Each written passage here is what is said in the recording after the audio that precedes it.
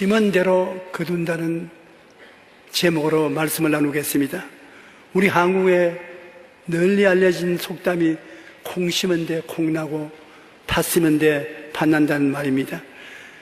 적게 심는 자는 적게 거두고 많이 심는 자는 많이 거두게 된다는 말이 있습니다. 우리 정신적인 세계도 동일합니다. 사랑으로 심어 놓으면 미움으로 거두지 않습니다. 언제 오고 그 사랑으로 다시 거두게 되는 것입니다. 미움을 심어 놓으면 미움으로 거두게 되는 것입니다. 우리는 최선을 다해 좋은 씨앗을 심으려고 노력을 많이 해야 되는 것입니다. 믿음, 소망, 사랑, 의, 평강, 희락으로 심어 놓으면 언젠고 그것으로 우리 삶에 거두게 되는 것입니다. 우리의 생활에 우리는 할 수만 있는 대로 최선을 다해서 친절과 사랑으로 심으려고 노력을 해야 되는 것입니다. 조건 없는 친절과 사랑을 베풀어 놓으면 당장은 거두지 않더라도 세월이 지나고 난 다음에는 그 사랑을 내가 거두게 되는 것입니다. 마태복음 7장 12절에 남에게 대접을 받고자 하는 대로 너희도 남을 대접하라. 내가 대접을 해놓으면 대접을 받게 되는 것입니다. 내가 전혀 대접은 하지 않고 대접받기만 원하면 실망하게 될 것입니다. 로마서 12장 15절로 17절에 즐거워하는 자들과 함께 즐거워하고 우는 자들과 함께 울라.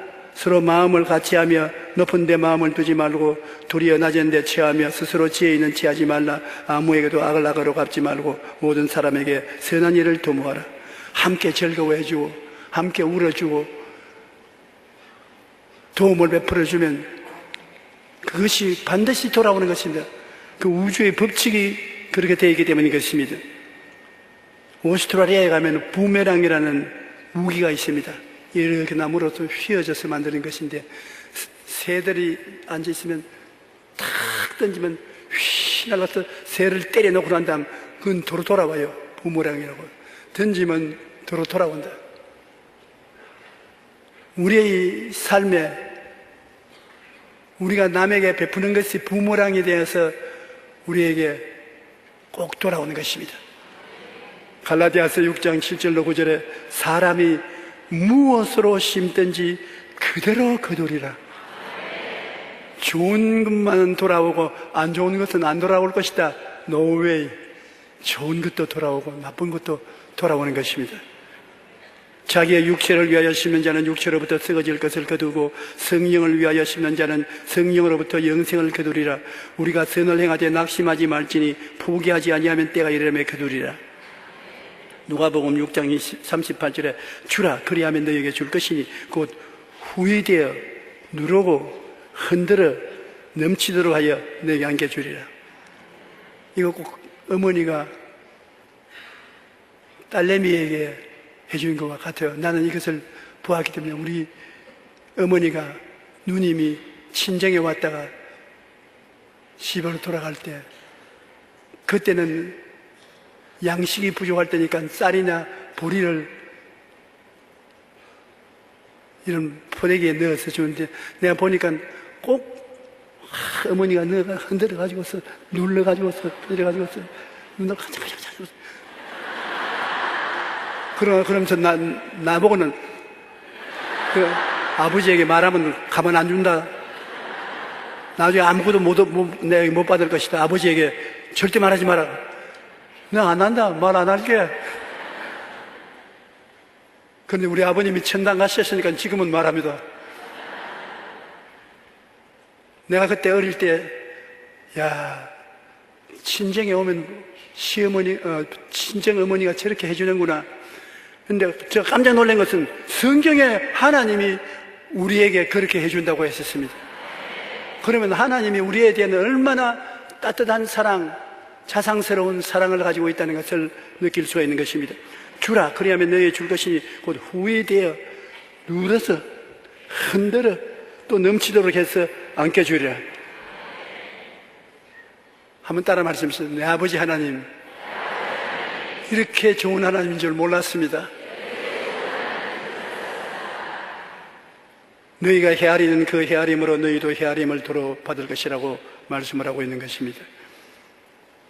아브라함과 멜기세덱에 대한 이야기는 우리에게 가르쳐 주는 점이 많습니다. 아브라함은 여러분 갈대아 우르에서 가나안으로 왔는데 얼마나 하나님이 축복을 해주셨는지, 한 집에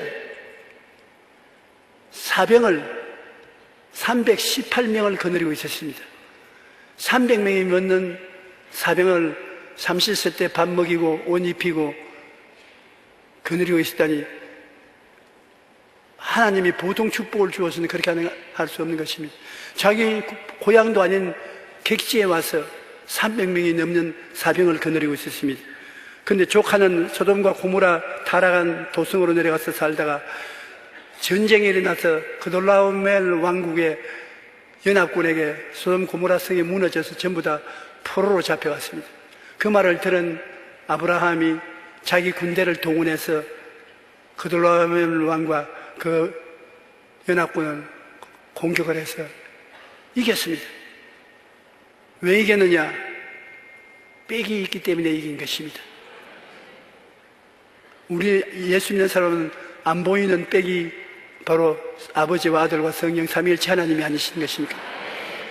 북한이 우리 한국에 손을 안 건드리는 게 좋습니다. 왜냐? 외국 사람들이 한국에 와서 가장 인상 깊은 것이 뭐냐 물으면, 인상적인 것은 어느 곳에 가도 교회가 있다.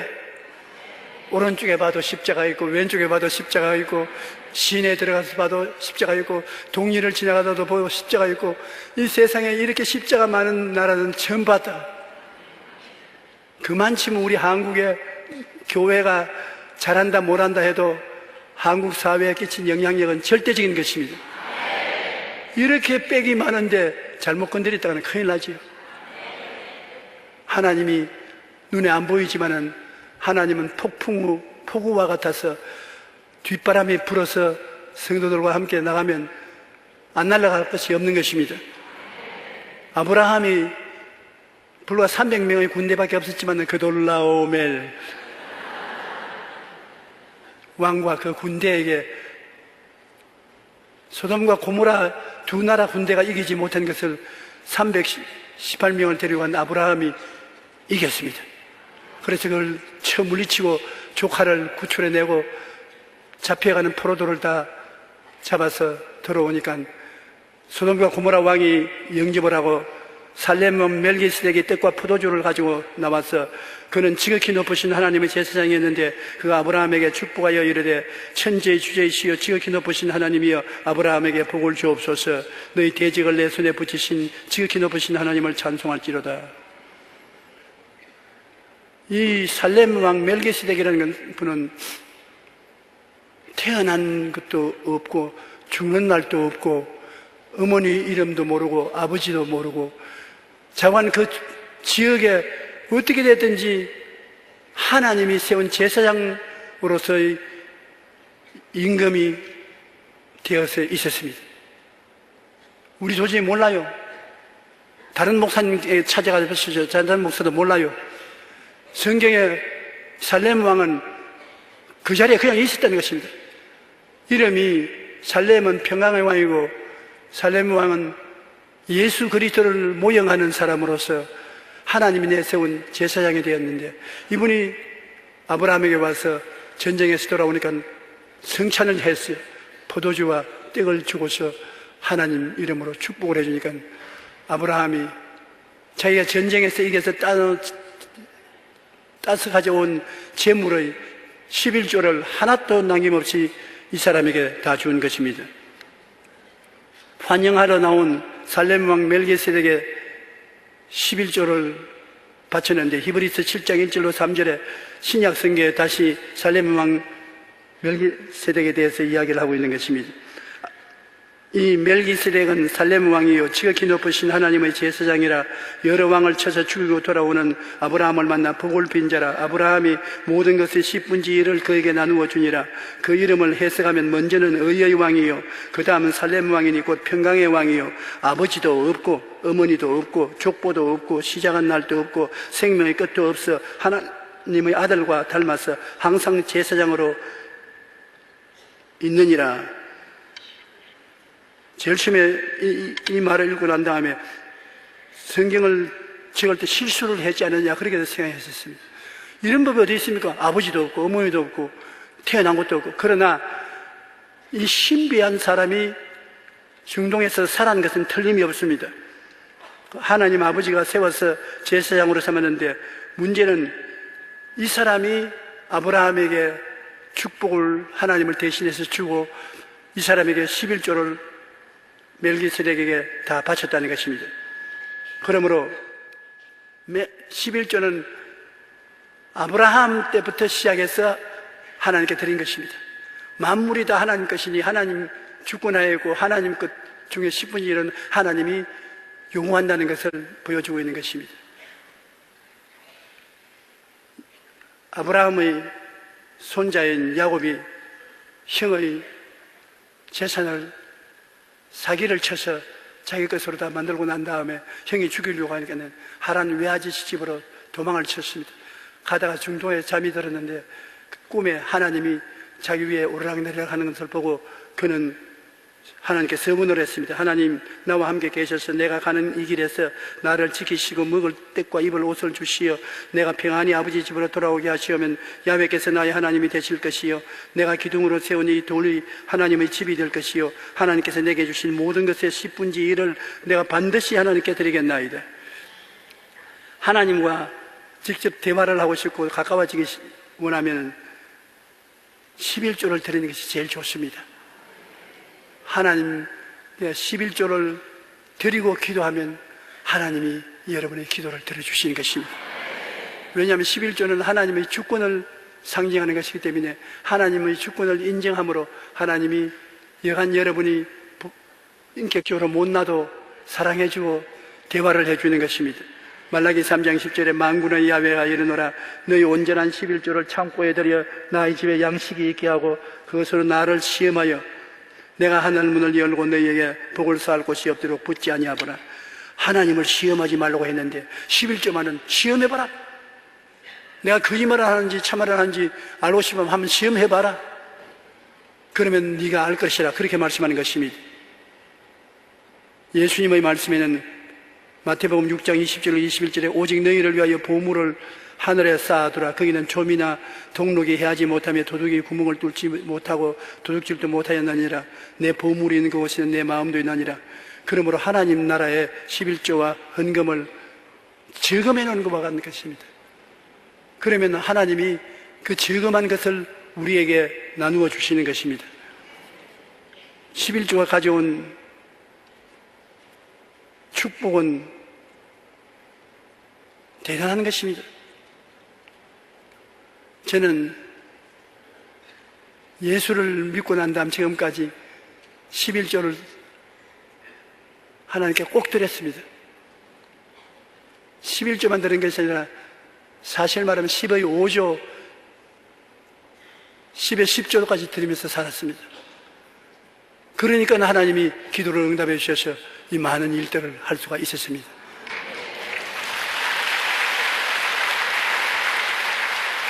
고린도후서 9장 6절로 9절에 보면은 이것이 곧 적게 심는 자는 적게 거두고 많이 심는 자는 많이 거둔다는 말이로다. 각각 그 마음에 정한 대로 할 것이요 인색하려거나 억지로 하지 말지니 하나님은 즐겨내는 자를 사랑하시느니라. 하나님이 능히 모든 은혜를 너희에게 넘치게 하시나니 이는 너희로 모든 일에 항상 모든 것이 넉넉하여 모든 착한 일을 넘치게 하려 함이라. 기록된 바가 흩어 가난한 자들에게 주었으니 그 의가 영원토록 있느니라 함과 같으니라.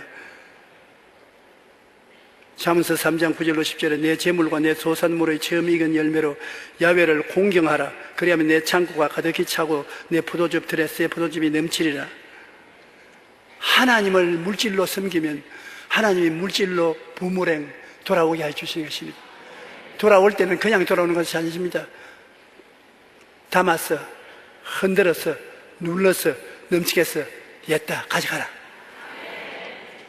그러므로 여러분 마음에 그런 꿈을 가지십시오. 하나님은 여러분이 제시한 그릇에 넘치도록 하신다는 것을 보고 그것을 믿고 하나님 내게 복 주신다고 말하면 너 본대로 될지어다. 내 믿은 대로 될지어다. 내 말한 대로 될지어다. 제 말 한마디 귀로 듣고 한 귀로 잊어버리면 안 돼요. 꼭 실천해 보십시오. 하나님께서 여러분의 물질적으로 부족함이 없도록 만들어줘야 되는 것입니다.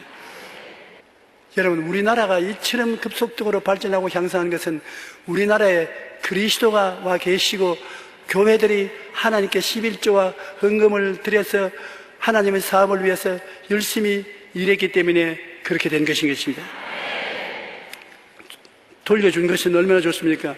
하나님께서 11조를 통해서 우리에게 복을 주신 사실을 우리 주위에 볼 수 있습니다. 참 좋은 화장품 대표 김광석 장로님의 간증해 보면 말라기 3장 16절의 말씀을 읽고 10의 2조를 드리기로 결심했습니다. 사업이 여의치 않던 때에 쉽지 않은 결단이었지만 믿음으로 10의 2조를 드리는데 하나님께서 그 달의 매출액을 평소보다 8배나 많게 하셨다고 간증을 했었습니다.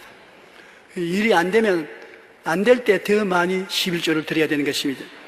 대이그룹 회장인 최희승 장로님은 첫 월급을 타서 10의 3조를 내고 교회 봉사 누구보다 앞장섰던 분인데 세계 36개국에 96개의 교회를 세웠고 사업 성공과 축복받은 가정의 비결이 11조와 감사헌금에 있다고 그는 그의 자서전에 기록해 놓은 것입니다.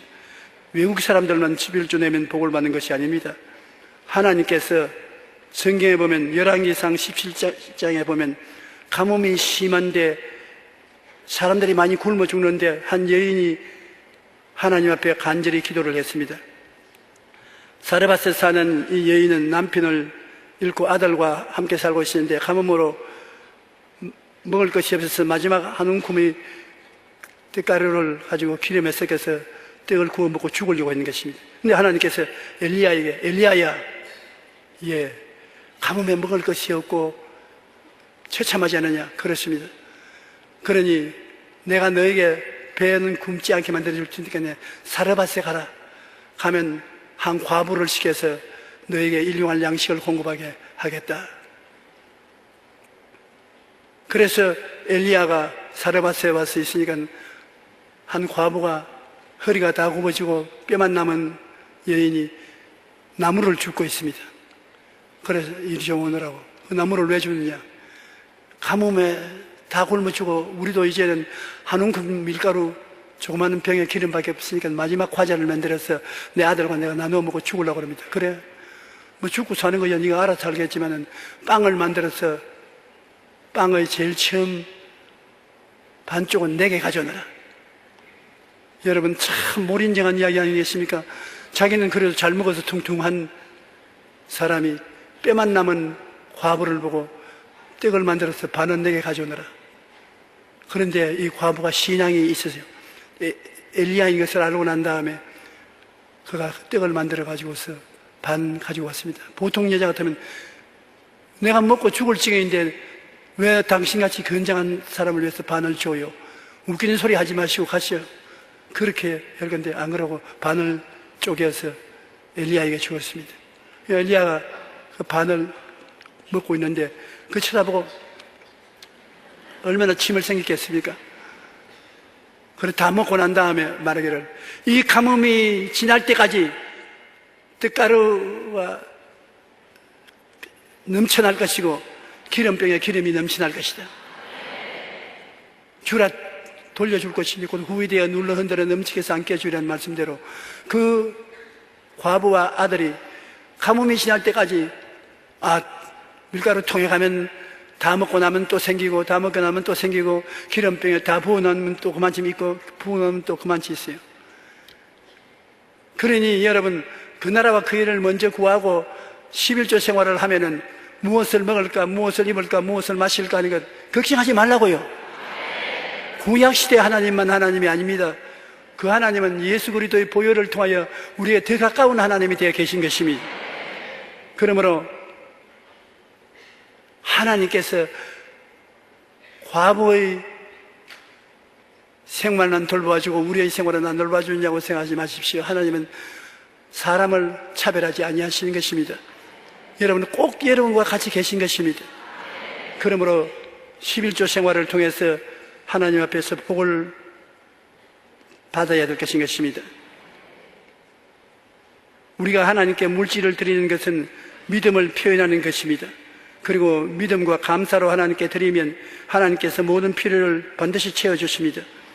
그런즉 너희는 먼저 그의 나라와 그의 의를 구하라. 그리하면 이 모든 것을 너희에게 더하시리라.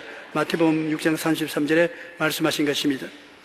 하나님께 사랑으로 헌신하면 하나님께서는 우리에게 30배, 60배, 100배로 보답해 주시는 것입니다. 하나님은 여러분의 믿음을 꼭 시험해 보십니다.